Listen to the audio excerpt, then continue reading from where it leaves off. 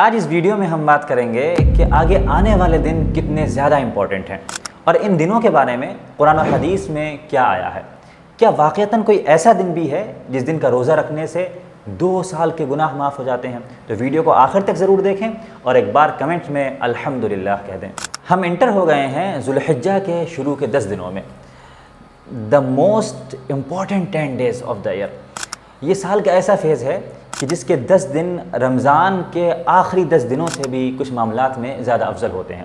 ان میں ایک چھوٹی سی نیکی کا ثواب بھی پہاڑ جتنا بڑا ہو جاتا ہے۔ ذرا ایک لمحے کے لیے رکیے اور سوچ کر دیکھیے کہ جب خالق کائنات اس دنیا کو بنانے والا کسی چیز کی قسم کھائے تو وہ کتنی امپورٹنٹ ہوگی۔ اللہ تعالیٰ قرآن کریم میں ارشاد فرماتا ہے والفجر ولیال عشر، قسم ہے فجر کی، ولیال عشر اور 10 راتوں کی۔ مفسرین کرام اس آیت کی تفسیر فرماتے ہیں ولیال عشر سے یہ شروع کے ذی الحجہ کے قربانی والے مہینے کے شروع کے 10 دن جو ہیں یہی اس کے دن اور راتیں مراد ہیں۔ اللہ کا قسم کھانا ان ایام کے امپورٹنٹ ہونے کی بہت بڑی دلیل ہے۔ اور اگر ہم احادیث کی طرف آئیں تو سن کر آپ کے رونگٹے کھڑے ہو جائیں گے۔ نبی صلی اللہ علیہ وسلم سے ان 10 دنوں کے بارے میں پوچھا گیا تو آپ نے فرمایا کہ اللہ کے نزدیک ان 10 دنوں میں نیک عمل کرنے سے زیادہ کوئی عمل محبوب نہیں۔ صحابہ کرام نے بڑے تعجب سے پوچھا کہ حضور جہاد بھی نہیں؟ نبی صلی اللہ علیہ وسلم نے فرمایا ہاں جہاد بھی نہیں، مگر ایسا شخص کہ کوئی اپنی جان اور مال لے کر اپنے گھر سے نکلے اور وہ کچھ بھی واپس لے کر نہ آئے، یعنی شہید ہو جائے۔ اس کے علاوہ جو بھی عمل ان 10 دنوں میں کیا جائے گا وہ سب سے زیادہ افضل ہوگا۔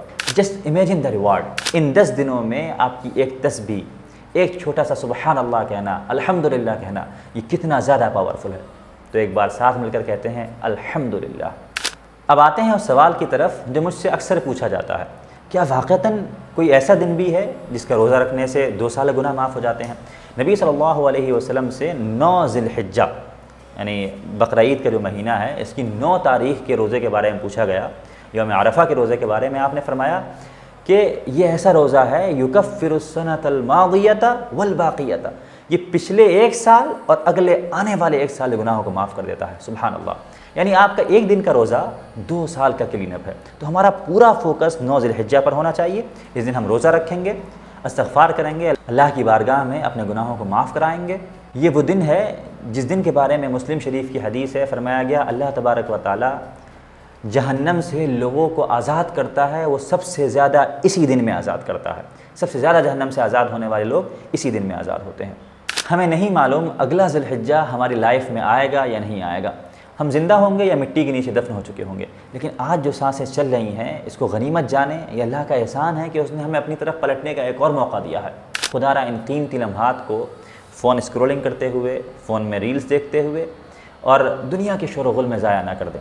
تنہائی میں بیٹھیں، اپنے رب کو یاد کریں، ہاتھ اٹھائیں، گڑ گڑائیں اور اپنے سارے گناہ معاف کرا لیں۔ یہ زندگی میں ایک بہت بڑا موقع ہے۔